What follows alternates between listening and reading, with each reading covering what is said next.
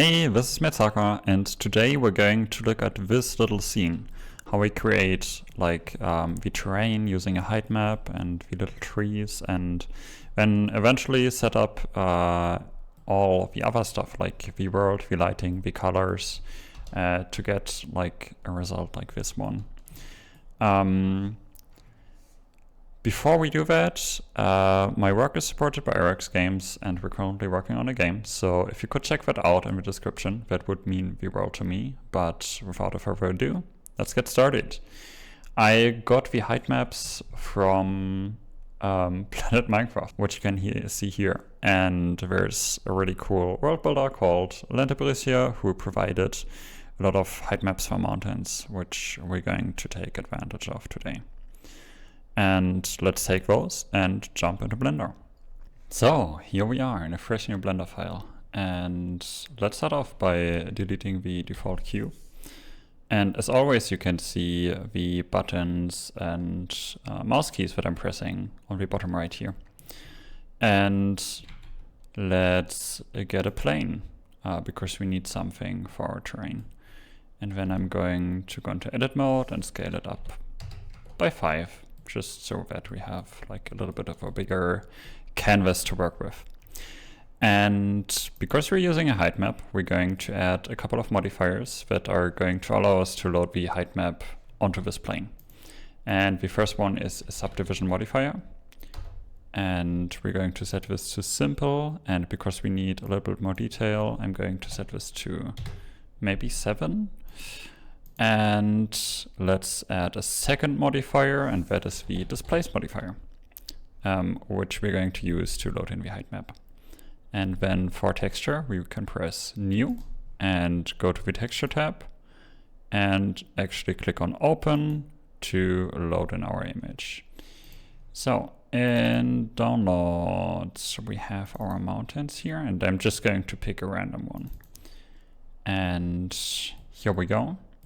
So this is the 601C1 file, and you can see that it is tiled like over the entire thing. And we can quickly change that by going to the modifier tab again and using UV coordinates instead of local coordinates. And then for the displacement, I'm going to set the mid-level to 0. Let me show you from the side view why we do this. Right now it is below 0, and if we increase the strength, you can see that it moves downwards. But if we set the mid-level to 0, it will basically just scale upwards from the 0 plane. And then let's increase the strength a bit, obviously, to maybe 4.4 or something like that. And I think I want a little bit more detail. Let's maybe set it to 8. And yeah, there we go.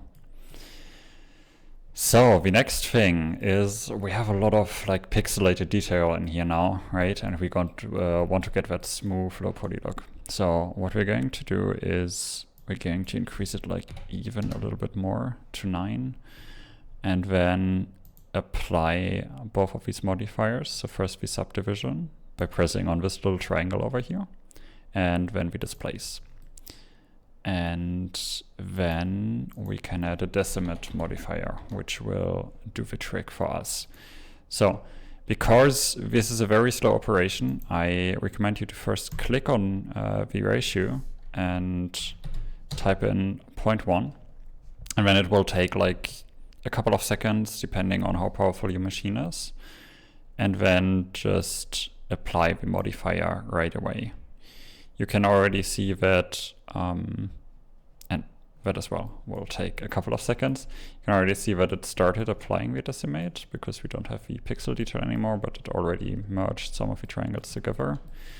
And this will now allow us to add the decimate modifier a second time. And if we lower it, it won't lag out the PC too much. It still lags, don't get me wrong here, but it's working a little bit more smoothly. Now we can choose how much detail we want. I think I'm going with like 0.25 here. I think that is quite reasonable, and then I'm going to apply it. And then I feel like the mountains are still a bit high, so I can just scale it in VZ, the entire object,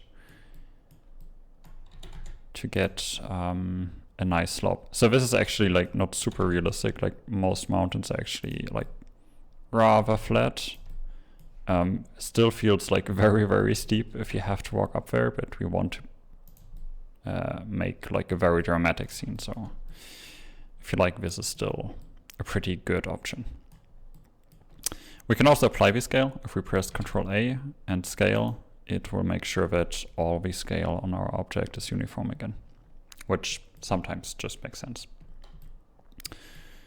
Okay, let's quickly add like our very first material on this. And I'm going to call this grass because it's going to be our grass material. And because I really dislike this color picker, we're going to quickly change that by going to Edit, Preferences, Interface, Color Picker Type, and swapping that to square SV plus H. There we go. And this one is so much nicer, to be honest, because it allows us to select the hue first. And I'm going to be in this like yellowish green area here and just picking some random green for now. Yeah, this is just a lot more controllable than the circle color picker, to be honest. And let's switch to the rendered view mode. We're in EV, by the way. And you can already see that is like sort of dramatic if we get our point light here. Like you could make some very cool abstract scenes with this as well. That is definitely something you could do, but we're going for like more brighter cartoonish look. So I'm going to remove the point lamp and add a new sun lamp in here, which I'm going to rotate a little bit to the side and set the strength to 4, maybe. Go into the render settings because I'm going to change the color settings as well. So under color management, I'm swapping it from AGX to standard. AGX is great for photorealistic scenes, but for like these more cartoony ones, I generally still go with the standard render model. And since you can see that it looks very glossy, our material right now, I'm going to go into the material tab and move the roughness to about 0.8. Okay. Next thing is I want to get a subsection of this entire area because there's a lot of dead empty space around this thing and I just want to get rid of it. So what I'm going to do is I'm going to add a cube by pressing Shift A. And this one is going to function as a mask for everything that we want to have in the image.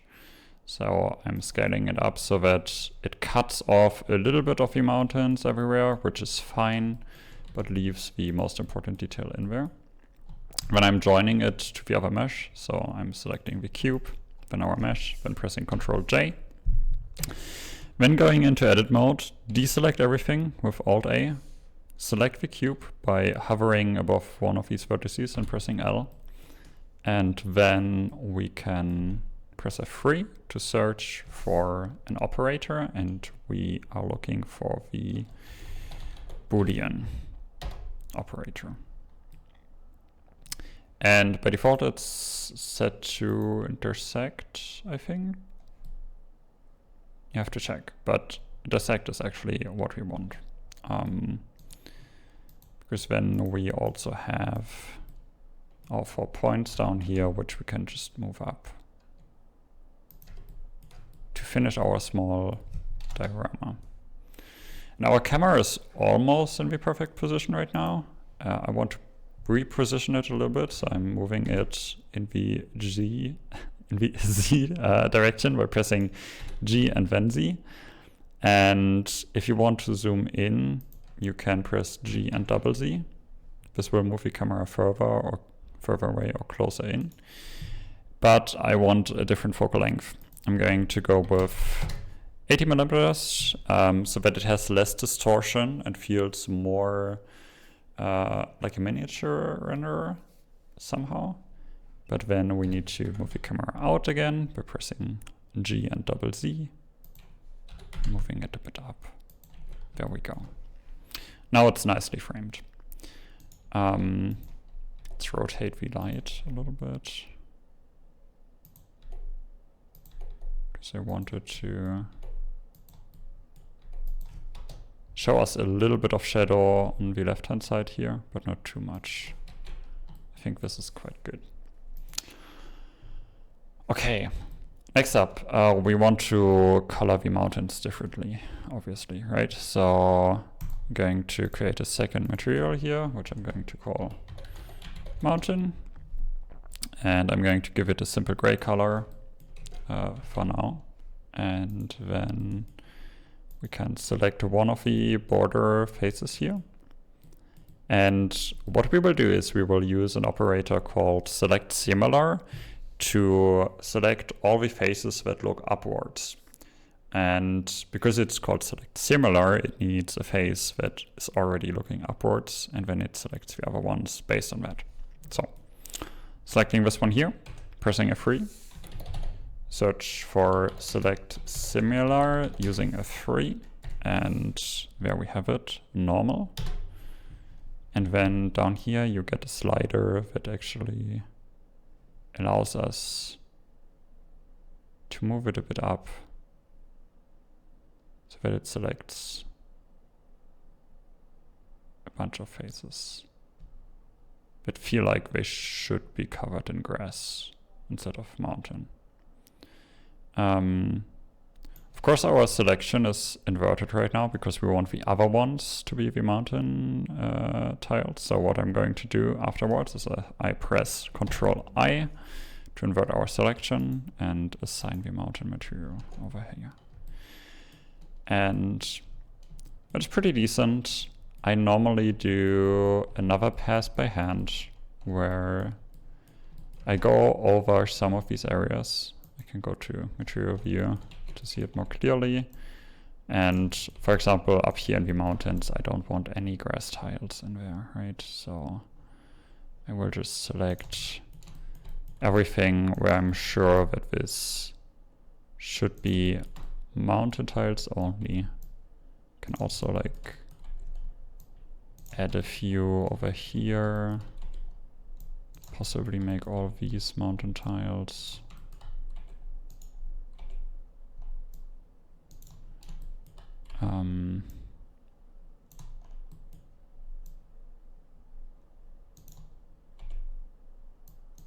And then you can just assign it. And this can help you to smooth out these borders a bit. And I sometimes also do it for the grass as well, like adding a little bit of grass here and there. But for the sake of the tutorial, I won't go into too much detail of doing this. But just doing the automated version generally like delivers decent results, but not the best results you can get. Because it can be very noisy depending on how your geometry looks like. And just like reducing the amount of clutter in here can help to make your image a lot more readable and nicer and friendlier to look at.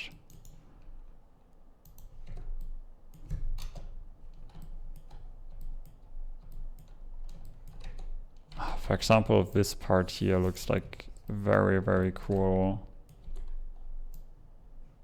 It could be a great grass area as well.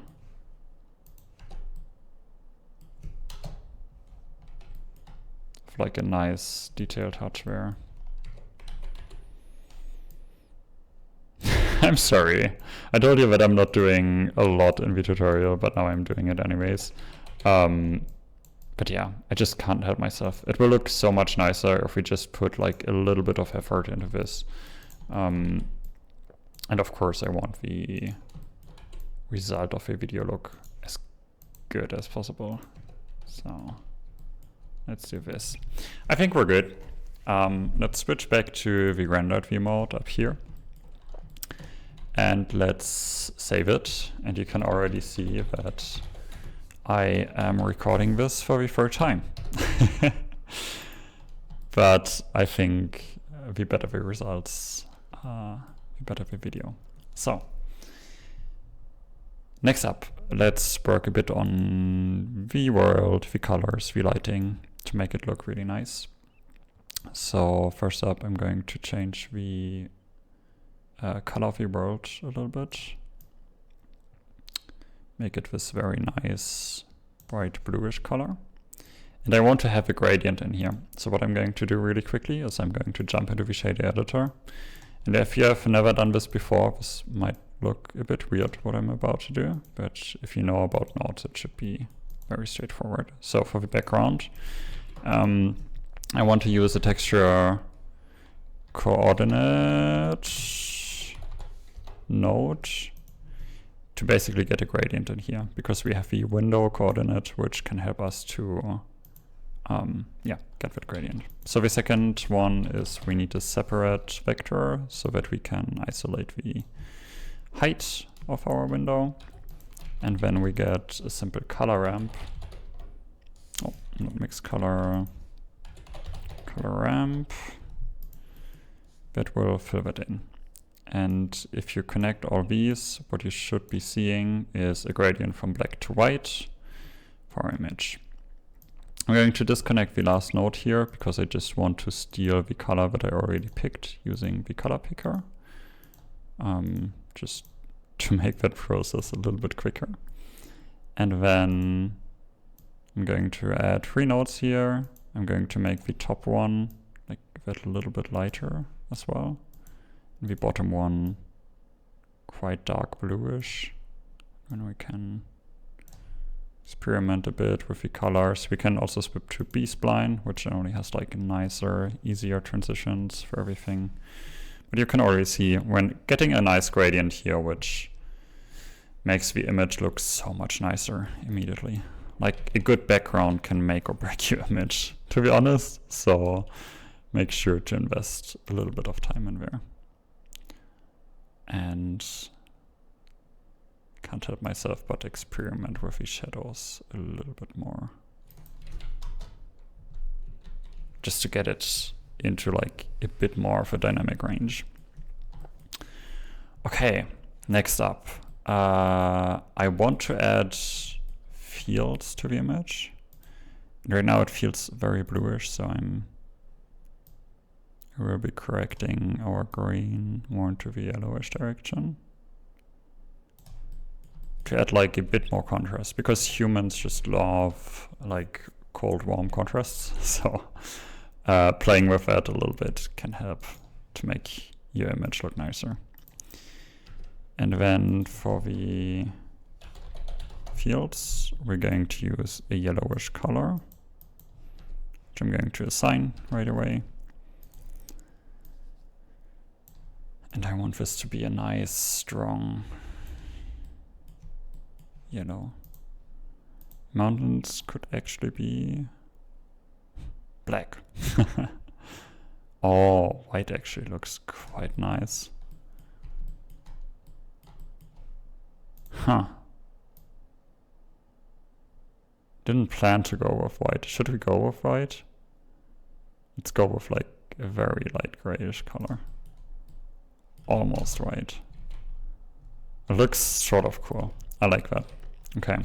I need 2 field colors here, so I'm going to add a second one. Oh, and don't forget to set the roughness like a little bit higher for all your materials to about 0.8. Like that is what I go for most of my low poly artwork. And then make sure that this color contrasts with the green and the yellow enough so that it looks nice. And then we can just add a couple of crop fields here.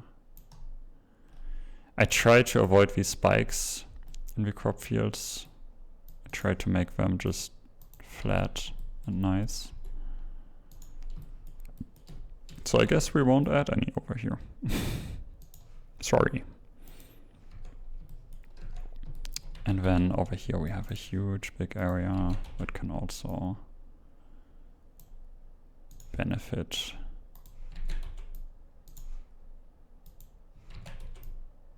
from us adding these crop fields over here.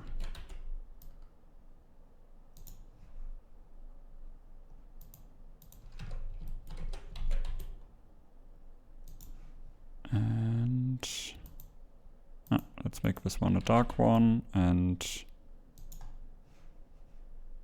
add a brighter one over here as well. Nice. So this already makes your image a bit more dynamic because it adds another touch of color in there, which is really nice. Okay, what else can we do? We can add depth of field. So if we go into the camera settings and go to depth of field, we can set the f-stop to 0 or 0.1 because you can't make it lower than that. And then I'm going to move the focus distance so that it grabs the center of our image. And this is a little bit too blurry for me.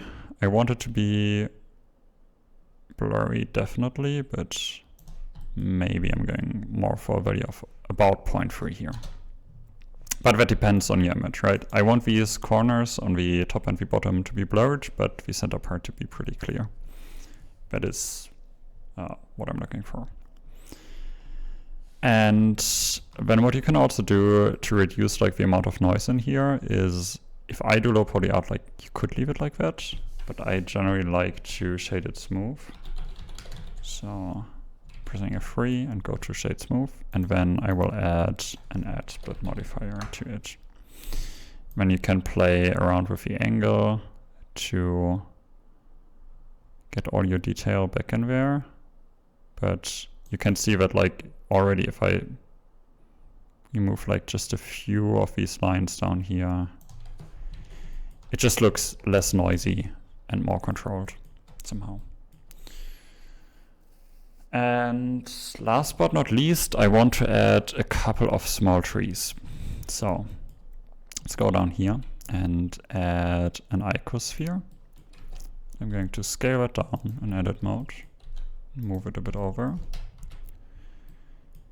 and scale it down even more. Select the top vertex. Press O to enable the, what is this tool actually called? Proportional editing mode. And then you can see that it moves everything, but if you scroll up, you can get the circle to a reasonable size and deform it into like a tree sort of shape. And I'm going to shade it smooth, add a new color to it. So I'm going to make this like a very nice dark green, like something like this, I think should work. And then set the roughness higher, as always. I think this is very yellowish, so I'm moving it more into the greenish area. And then I'm moving it down, scaling it down, so that it is about the size of a tree. It's actually probably larger than that, but it's okay. So I'm going into the top view mode by pressing numpad 7 and numpad 5 if you're not in orthographic view mode, which you can check at the top left. So that I can easily just press G to move the trees around, press Shift D to duplicate them, press S to scale them, and then I'm repeating that over and over again, like Shift D, S, G.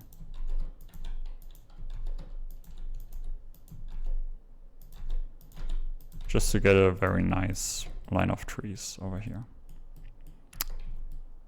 And then what I'm going to do is I'm going to go into the top view mode again, select all of them, and just copy them over with Shift D. And don't be afraid to add like more than you want, because in a second we can actually remove a few of them. So I'm just going to position them all over the place.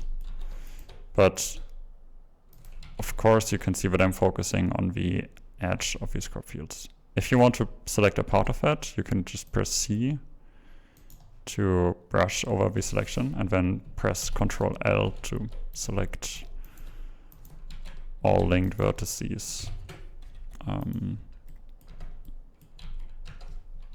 Yeah. So that, yeah, you select the entire tree and not just the top part, which would be an issue. Okay, I think we're good here. I'm going to start deleting some trees, and I'm doing the same trick here with, I'm just brushing over it with C and just deleting some trees here and there. And then with Ctrl L, you can select all the other ones that are connected to the vertices that you have selected, and then you can go out of here. And then I'm just going to use proportional editing to move them all into the ground.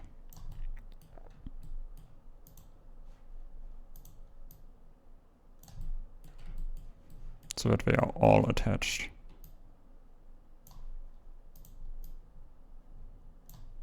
To the ground in the proper way. Not sticking out too much, but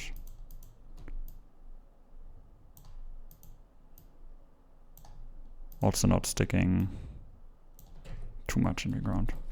And it looks a bit off because the shadows here actually don't have contact shadows. So you can go to the sum lamp, expand the shadow tab, enable contact shadows so that these actually attach properly. And there you go. Now we have like a small little scene. And you can like keep playing with everything, right? You can keep playing with the sun intensity or its direction, because like there are probably like a few really cool shots in here, and you should try and experiment to find the one that you like the most, but I'm going to stick with this one. Thank you so much for watching and learning. See you for the next video. If you want to support my work, I'm currently working on a game called Economics, which I will link in the description. So check that out and leave a wish list if you can. And yeah, thanks for watching. Bye bye.